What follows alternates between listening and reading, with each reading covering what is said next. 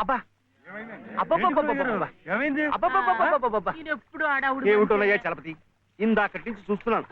జరిగిన దానికి అక్కడే కూర్చుని ఓ నిట్టూర్పు విడిచేద్దామంటే ఏది నిట్టూర్పు రాందే, ఒట్టి చుట్టూర్పే గాని. నువ్వా ఒకే అన్నవి, ఆ అమ్మాయి ఒకే చెల్లెలు, మీది సామాన్యమైన కుటుంబం. దీనికి పెద్ద నిట్టూర్చాల్సిన అవసరం లేదు. ఎందుకంటే దేశంలో కోట్లాది ప్రజలు మనలాంటి వాడే కాబట్టి. ఒక కోటీశ్వరుడు కొడుకు తండ్రిని ఎదిరించి మన లలితమ్మను పెళ్లి చేసుకున్నాడు అంటే ఇది పెద్ద నిట్టూర్చాల్సిన విషయం కాదు.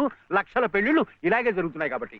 కానీ 5 సంవత్సరాలు తిరగకుండానే అమ్మాయి 5వ తరం పోగొట్టుకుని పుట్టింటికి తిరిగి వచ్చేసిందే, అది నిట్టూర్చాల్సిన విషయం. అప్పుడే నిట్టూరు చేశాను.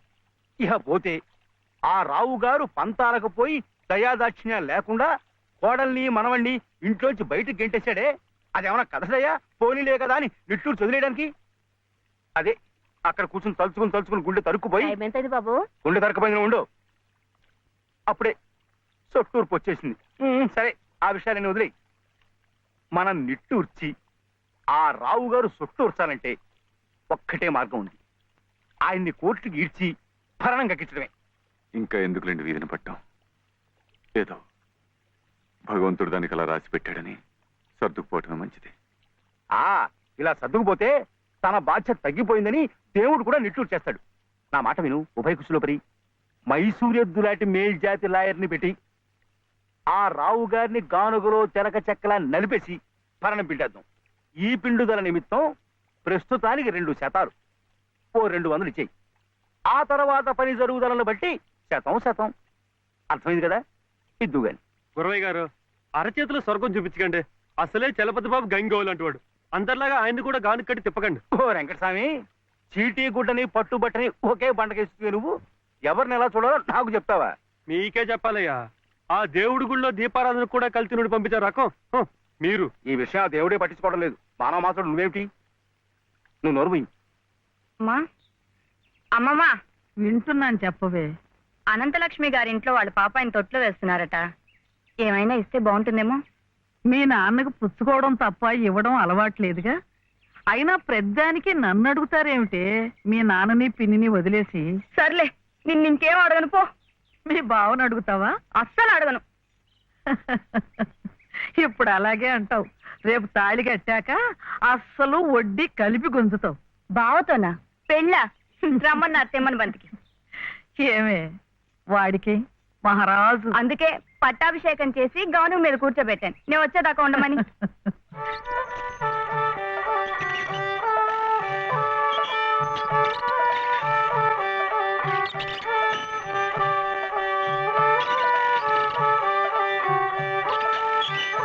నా దగ్గర మాత్రం వ్యర్థ వేటలేకు చెప్పండి.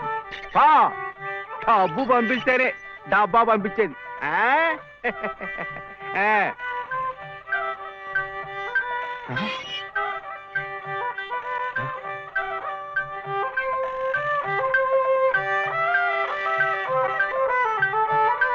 అయ్యో, అమ్మో,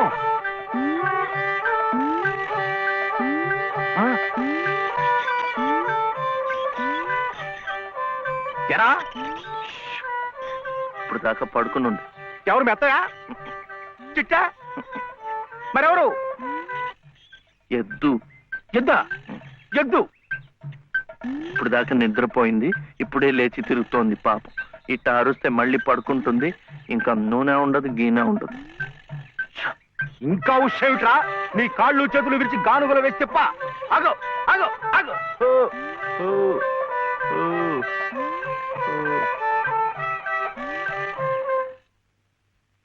చెప్పానుగా పడుకుంటుందని. ఇప్పుడు కాడి మెడ మీద వేసుకుని నువ్వే తిరుగు. తిరుగుతాను. లే రే, ఆ నూనెంతా డబ్బాలోకి ఎత్తావు. ఎంత నూనె తగలడిపోయిందో. ఏమిట్రా? ఇది అమ్మకూడదు, మట్టిలో కలిసిపోయింది. ఒంటికి రాసుకుని తలంటుకో. అంటుకుంటా. కాంతం కాంతం, నువ్వు వెళ్ళి పత్రం పట్టరా. రౌతు కొద్ది గుర్రమని ఊరికే అన్నారటో. బుర్రలేని వెధవ కూర్చున్నాడని తెలిసి అది వెనక్కి తిరిగి తెచ్చింది. ఇది అలవాటై రేపు నేను కూర్చున్నా వెనక్కి తిరిగి తెచ్చి నన్ను వెధవం చేస్తుంది. ఏమిటది? నేను తెమ్మన్నానా? నా నెత్తిరేసి కొట్టు. పత్రం కాదు, పత్రం, స్టాంప్ పేపరు పట్ట. మళ్ళీ సంతకం పెట్టాలా మావయ్య? అవును. నేను పెట్టను. ఎందుకని? ఆయనమ్మ పెట్టద్దంది. పెట్టకపోతే ఈ నష్టం ఎవరు భరిస్తారా? ఎవరు భరిస్తారు? డబ్బా నూనె ఖరీదని తెలుసా? 200. నీ బొంద. ఇది మీ నాన్నమ్మే జిడ్డావదం కాదు, ప్రశస్తమైన నువ్వుల నూనె. డబ్బా నూనె ఖరీదు సహస్రం. 1000 రూపాయలు. 3 డబ్బాలకి 3000.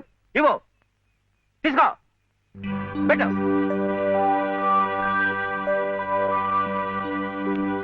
ఇది పెట్టిందే, ఇది పెట్టిందే, ఇది కూడా పెట్టింది. ఇది పెట్టలే. ఒరే ఒరే ఒరే ఒరే, ఏమిట్రా అది? మళ్ళీ సంతకం పెడుతున్నావా? మావయ్యకు చాలా నష్టం వచ్చిందట, 3 సహస్రాలు. ఎవరు చెప్పారు? ఏమయ్యా రే, లే. మళ్ళీ ఇలాంటి సంతకాలు పెట్టావంటే ఒళ్ళంతా బాధ పెడతా, జాగ్రత్త. నష్టం వచ్చిందట, నష్టం. ఇంతవరకు ఆయన గారు పెట్టించుకున్న సంతకాలు చాలు. నువ్వు జన్మంతా తప్పులు చేసినా ఆయనకేం నష్టం రాదు. వెళ్ళి స్నానం చేసిరా. ఏమిటండి మీరు కూడాను? ఎంత నష్టాన్ని భరించమంటారు? నిండా ముంచేస్తుంటాను. నిక్షేపం లాంటి నువ్వులోనే పిల్ల కాలంలో ఎలా ప్రవేశిస్తుంది చూడండి. పద్దు పద్దు నువ్వు కాదయ్యా రాయాల్సింది, నీ పాపాల పద్దు నేను రాయాలి. నా ఇల్లంతా హక్కు భక్తం చేసుకున్నందుకు రాయాలి. వాడి పొలం చేస్తున్నానన్న పేరుతో ఎక్కడికక్కడ పందికొక్కులా మెక్కుతున్నందుకు రాయాలి. నా బిడ్డ పోయిన 3 నెలలకే మళ్ళీ పెళ్లి చేసుకుని మమ్మల్ని ఎలా హింస పెడుతున్నావని రాయాలి. అనంత గారు అనండి. ఇంతకాలం మీ ఇంటి కుక్క కాపలా కాస్తున్నందుకు మీరు అనాల్సిందే, నేర్పడాల్సిందే. ఊరికి ఎందుకంటారయ్యా? పాపాలు చేస్తుంటే అంటారు. మనిషికి ఒక మాట. గొడ్డుకో దెబ్బని నన్ను గొడ్డంటావా? చూసువా, సతీ తులసి లాంటి దాన్ని నా నోటితో ఆ మాట అనగలనా? పిన్ని గారు సామెత మర్చిపోయారేమో అని. నువ్వు సత్తి తెలుసు సరే. ఏమిటా శబ్దాలు? ఇంట్లో ఎవరున్నారు? సతీ సావిత్రి లాంటి దాన్ని నన్ను అనుమానిస్తున్నారా? లోపల శబ్దాలు అవుతుంటే సత్యవంతుడికైనా సరే అనుమానం.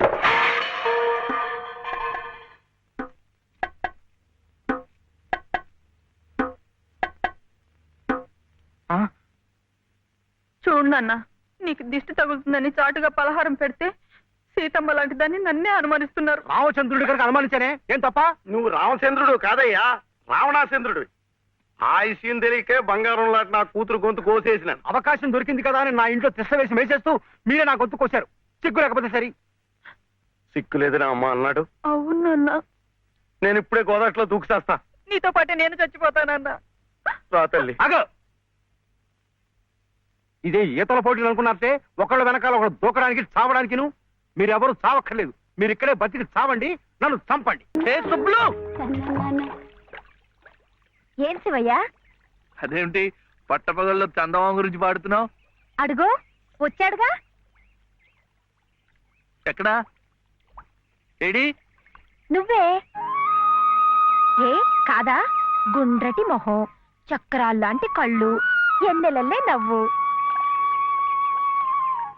అయితే పాడుకో.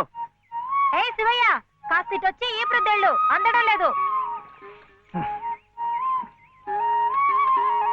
వీపు అందకుండా ఎందుకు పెట్టుకున్నావు? మీ ఆడాళ్ళతో ఎప్పుడు ఇదే గొడవ. ఏమైంది? అవును, వెంకటస్వామి తాళ్ళిబొట్టు తీసుకురాగానే నీకు పెళ్లి అయిపోతుంది అన్నమాట. ఎట్టా అవుద్దయ్యా, నాకంటే పెద్దాడివి, నీకే కంది. నన్ను చేసుకోనందిగా, ఇంకెట్ట అవుతుంది? ఎవరంది? మా మావయ్య కూతురు చిట్టి. బంగారు కొండవి, నిన్న అంది. ఎందుకంది? మా నాయనమేమో శివయ్యని నీ మొగుడు చిట్టి అంది.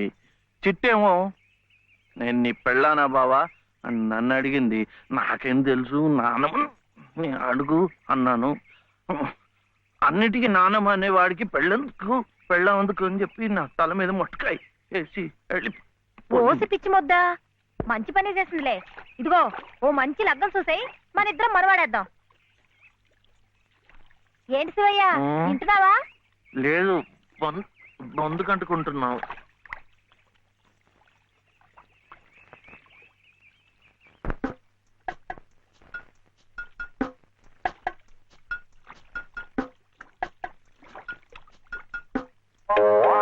ఏం శివయ్య, పెళ్ళనగానే చేతికేదో కరెంట్ వచ్చినట్టుగా ఉంది. అంటే కర్మ మను అయితే మన ప్రేమ పట్టపగ్గాలు ఉండవు. ఊరి సచ్చినోడా నువ్వా? ఎల్లెలా ఏటే సుబ్బులు, చెయ్యి మారగానే సాకు తగిలిందటే చుట్టుకున్నట్టుకున్నావు. పట్టేవాళ్ళ బుద్ధేంటో ఆ సెయ్యి వాటంలోనే తెలిసిపోద్ది. అమ్మో!